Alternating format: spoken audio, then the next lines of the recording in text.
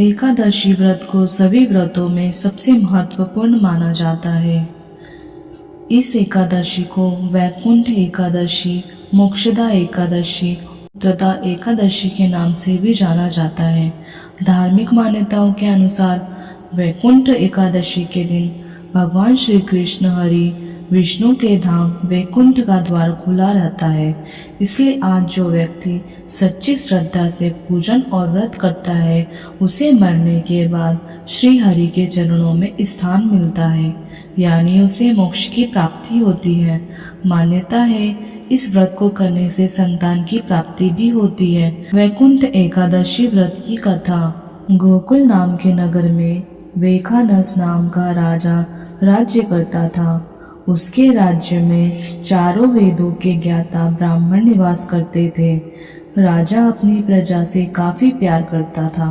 एक बार राजा ने अपने सपने में देखा कि उसके पिता नरक में कष्ट भोग रहे हैं। सुबह होते ही राजा ने अपने राज्य के ब्राह्मणों को अपना सपना सुनाया। राजा ने ब्राह्मणों से आगे कहा कि सपने में पिताजी की ऐसी हालत देख मैं बहुत परेशान हूँ। ब्राह्मणों ने कहा, हे राजन, यहाँ पास ही में ज्ञाता पर्वत ऋषि का आश्रम है, वे आपकी इस समस्या का समाधान जरूर करेंगे। ब्राह्मणों की बात को सुनकर राजा तुरंत ही पर्वत ऋषि के आश्रम में निकल पड़े। आश्रम में जाकर राजा ने पर्वत ऋषि को साष्टांग दंडवत करते हुए अपनी चिंता बताई।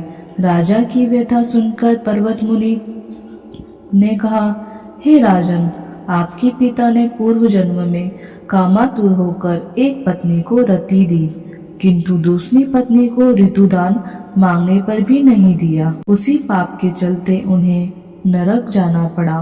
राजा ने अपने पिता को इस कष्ट से निकालने का उपाय पूछा, पर मुनि बोले, हे राजन, आप एकादशी का उपास करें और उस उपास के पुण्य को अपने पिता को संकल्प कर दें।